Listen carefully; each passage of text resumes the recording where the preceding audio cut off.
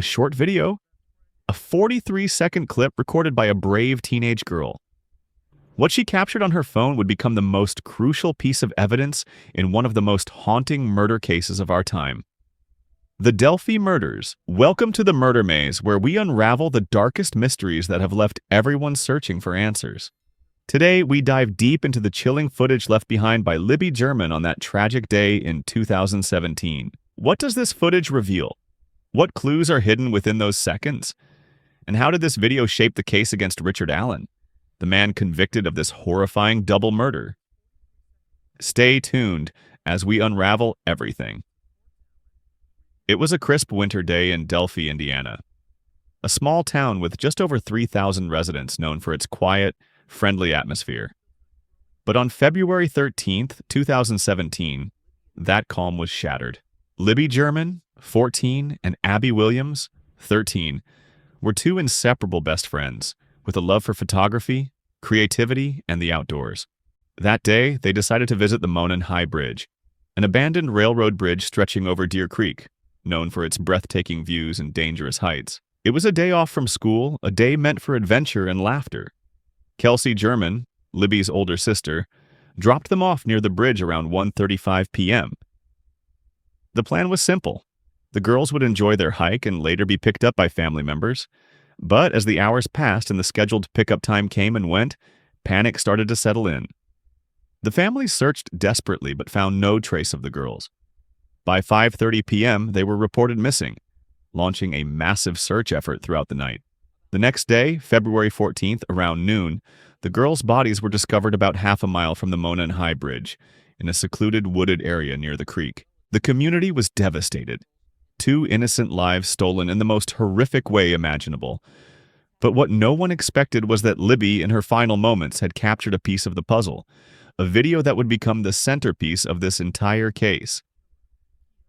Libby's quick thinking that day would later be recognized as an act of remarkable bravery. Despite the unimaginable fear she must have felt, she managed to record a man approaching her and Abby on the bridge. For years, the public only saw brief segments of that recording. Most notably, the chilling audio clip where the man, now infamously referred to as Bridge Guy, commands, "Down the hill." But now, the full 43-second video has been released. What was once only a glimpse into the horror has now become a more complete, terrifying picture. In the footage, we see the man walking deliberately toward the girls. His appearance is ordinary, a man wearing a blue jacket, jeans, and a hat, his hands seemingly in his pockets. His pace is steady, his demeanor calm yet unnervingly focused.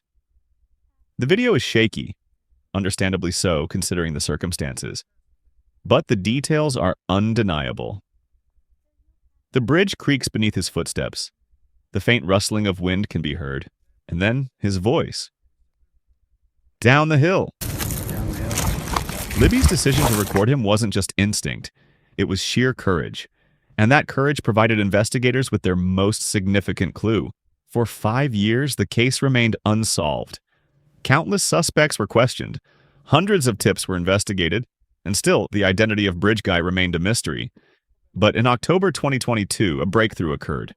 Richard Allen, a Delphi resident working at a local CVS pharmacy, was arrested and charged with the murders of Libby German and Abby Williams. What made Richard Allen a suspect? Investigators revealed that Allen himself had admitted to being on the bridge that day. According to his statement, he was there between 1:30 and 3:30 p.m., around the same time Libby and Abby were taking their fateful walk. But Allen denied any involvement in their deaths. He claimed he was simply hiking, just like so many others had done before him. What shocked the community was how close Allen had been all these years. He lived in Delphi, worked at a local store, and even processed photos for grieving family members in the days following the murders.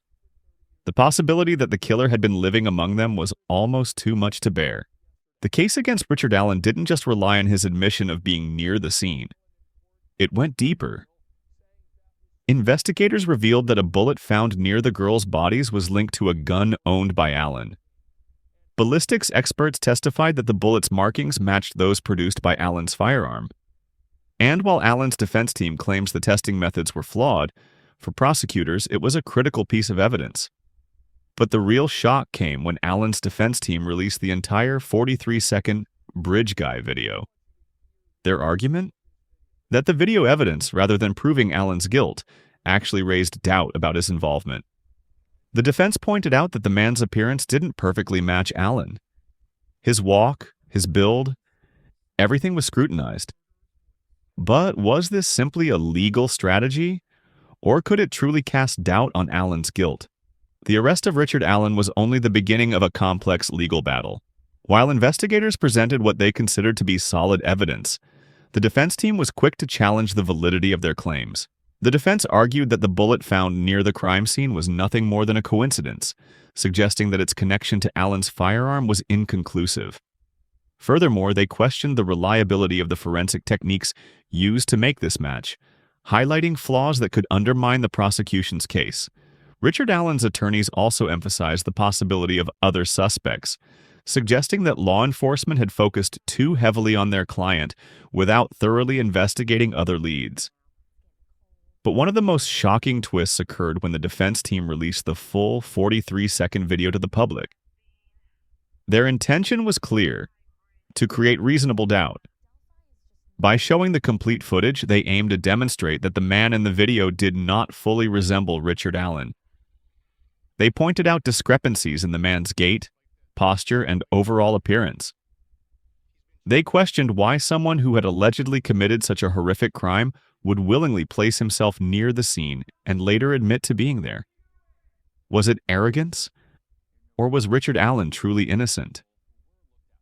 As the trial proceeded, the courtroom became a battleground of evidence, testimonies, and emotional pleas. The families of Libby and Abby sat through every moment, hoping for justice while enduring the relentless attempts to discredit the investigation. The prosecution remained firm, presenting evidence they believed connected Allen to the crime scene. The defense, meanwhile, continued to plant seeds of doubt, and as the days turned into weeks, the nation watched with bated breath. The Delphi Murders case had gripped the nation for years. It was more than just a crime. It was a wound that refused to heal. And with the release of the full video, the public's reaction was divided. Some believed that the video only strengthened the case against Richard Allen. They argued that while the footage was blurry and incomplete, the voice clip of "Down the Hill" was a haunting piece of evidence that couldn't be ignored.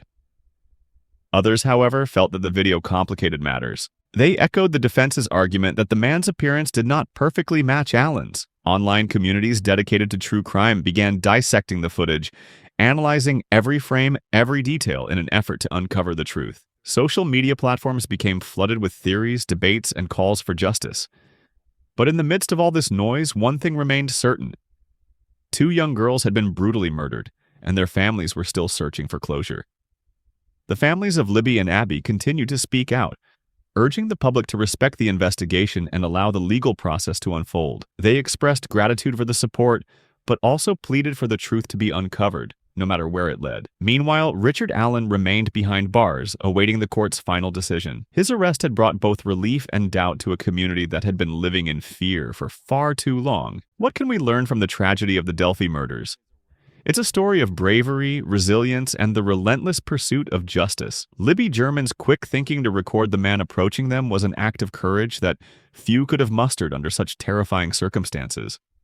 Her actions provided law enforcement with a vital piece of evidence that continues to play a central role in this case. But this case also reveals the flaws within the criminal justice system.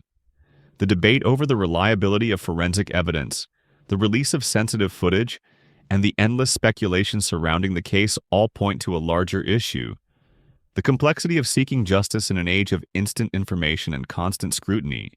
For Libby and Abby's families, justice means closure.